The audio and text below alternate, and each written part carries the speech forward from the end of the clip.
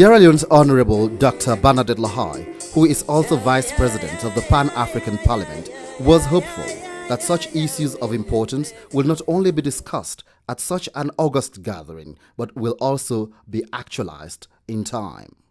Economic empowerment through agriculture is going to be key for most of our women, either direct agricultural production or in agricultural related sectors. But at the end of the day, education is going to be the long-term empowerment of women. We must start investing in the education of our girls. In a continent where women have had to go through hassles for their daily being, the theme could not have been more appropriate. It reads 2015, Year of Women Empowerment and Development towards Africa Agenda 2063. From Dialogue to Action, the role of Pan-African Parliament women in Parliament.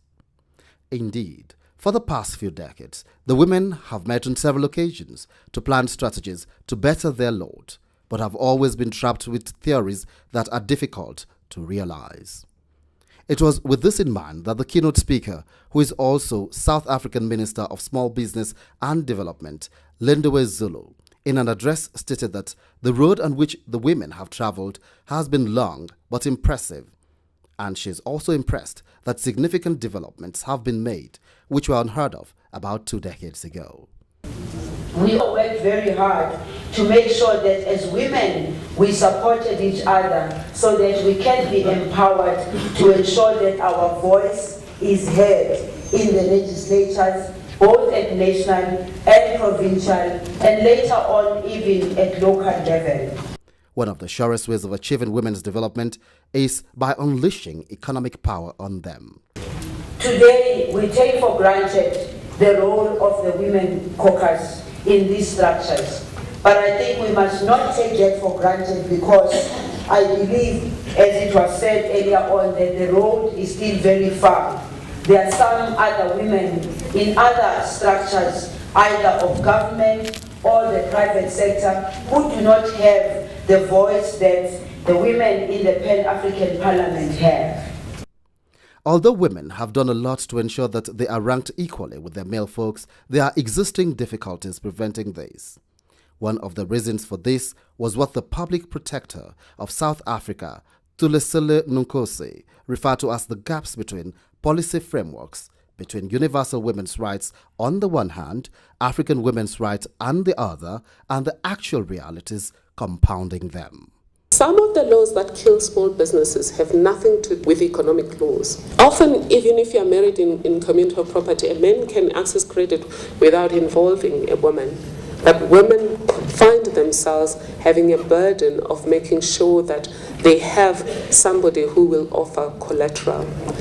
Those present were united in their thinking that it has always been a tough fight for women to exercise their natural rights, and existing cultures and traditions have made things even worse. Most have had to settle down to play second fiddle in all aspects of life. It was Hussainatu Abdullah of Sierra Leone, a resident of Senegal, who outlined some of the dictates of the Maputo Protocol, which is one of the foremost women-supporting documents in modern times, pointing out the number of goals to be reached, including a quota system for women in Parliament and the thorny issue of women's property inheritance, which supporters of the patriarchal system abhor. Out of the 13 issues that are outlined in the gender policy, 2 focus primarily on economic issues, creating economic independence and equal access to resources, equal participation and access to economic opportunities in a globalizing world.